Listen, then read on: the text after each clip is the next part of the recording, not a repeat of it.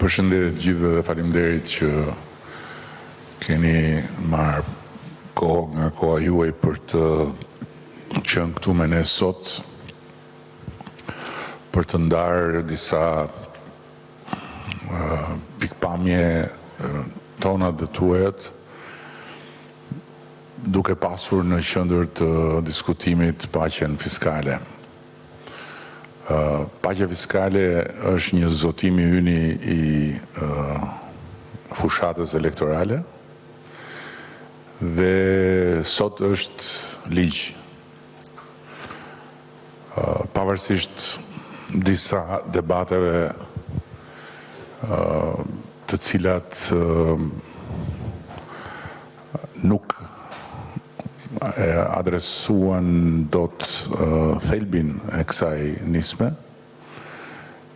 ne sot jemi në kushtet kur duke filluar nga janari vitit ardhshëm mund ta zbatojmë këtë nisëm.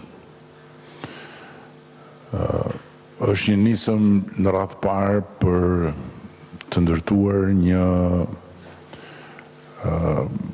urë të re besimi dhe ndërveprimi të shëndetshëm mes administratës tatimore dhe sipërmarrjes. Nuk është një shpike e jona, vetë tokfjalçi paqe fiskale ka lindur në Romën e vjetër dhe është një instrument i përdorur me mira vjet tani më.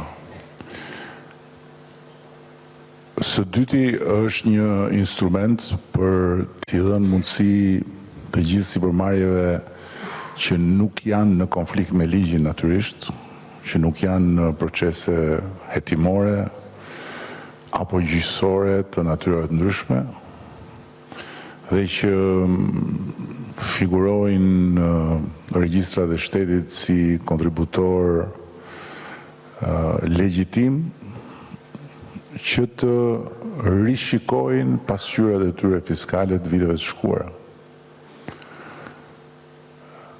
Ky rishikim jep mundësi sipërmarrjeve të korrigjohen, të vetë korrigjohen, duke ribër deklarimet e viteve të shkuara dhe duke pasur si motivim, si incentiv, një tatim shumë më të ulët mbi fitimin se sa tatimi që paguani rregullisht. Pra për çdo pasqyrë të korrigjuar, fitimi tatohet vetëm 5%. Kjo rrit formalizimin, nuk cënon integritetin ligjor të gjithë këtij ndërveprimi dhe ndihmon sigurisht një proces ku sipërmarrja fokusohet më shumë tek puna dhe tek sfidat e veta, pa pasur barën e të metave, po i quajmë të shkuarës. Kjo shkon në paralel me një adresim të përgjithshëm të gjobave, të cilat sipas periudhave dhe sipas vjetërsisë tyre shkojnë nga fshirja totale tek pagimi përmes disa kësteve prap me lehtësira. Ashtu si kundër, sigurisht në themel paqja fiskale ka marrëveshjen me sipërmarrjen mbi përcaktimin e tavanit të ri të fitimit, që do të thotë që bazuar në një projekcion shkencor të fitimit, mbi fitimin e viteve të shkuara, plus mbi rritjen ekonomike të pritshme dhe mbi propozimin për të pranuar si fitim të vitit i shifër X, administrata dhe sipërmarrja bien dakord dhe nuk ka më asnjë lloj inspektimi, asnjë lloj kontrolli, asnjë lloj problematike administrative dhe burokratike që rëndon shpeshherë shumë më tepër se sa vetë bara fiskale.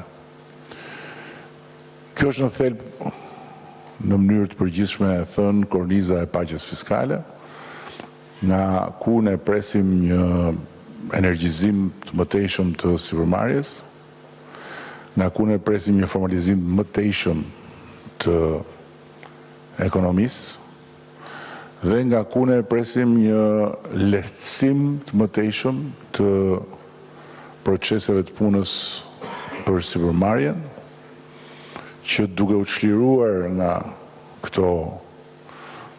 bara e këtyre të metave të zdjeshmes, por edhe duke u projektuar në të ardhmen me një marrëveshje mirëkuptimi me administratën, do të ketë shumë më tepër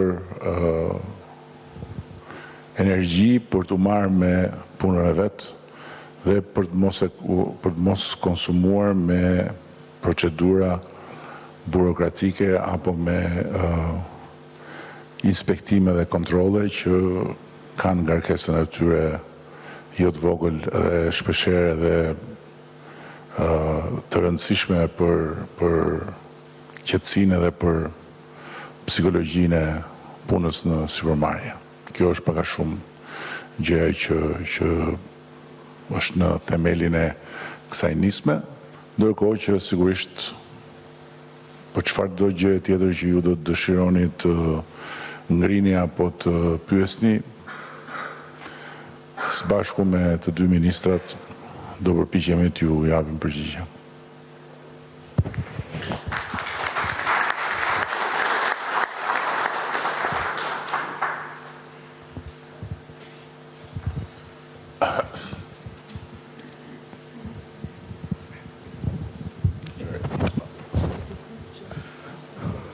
Përshëndetje zëri kryeministër. Ju keni deklaruar që kjo nuk është amnesti fiskale. Nëse nuk është e tillë, si do përfitojnë bizneset? Faleminderit. Atëherë dallimi është shumë i thjeshtë dhe shumë i qartë. Siç e thash edhe në hyrjen time, këtu bëhet paqe me të gjithë ata të cilët nuk janë në konflikt aktualisht me ligjin në Republikën e Shqipërisë.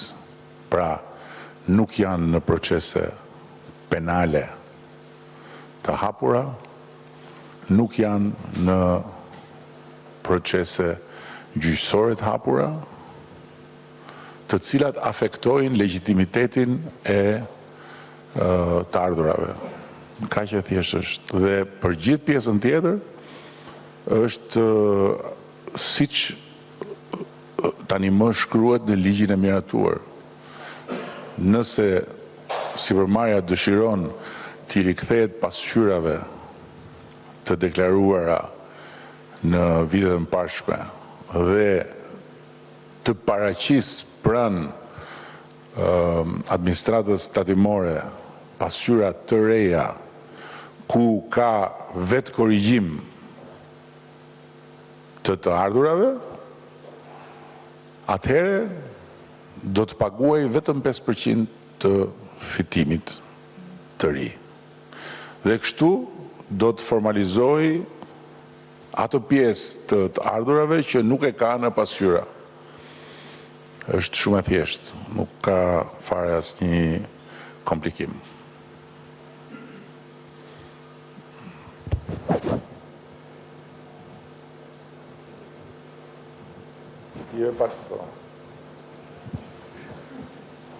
Përshëndetje. Atëherë përveç bizneseve që s'kanë këto problemet ligjore, po themi, të gjithë subjektet e tjera do përfitojnë nga kjo paqe fiskale dhe fshirja e detyrimeve tatimore doganore? Dhe çfarë kriterësh do të plotësojnë këto? Nëse kanë një kriter specifik. Asnjë kriter në kuptimin të posaçëm.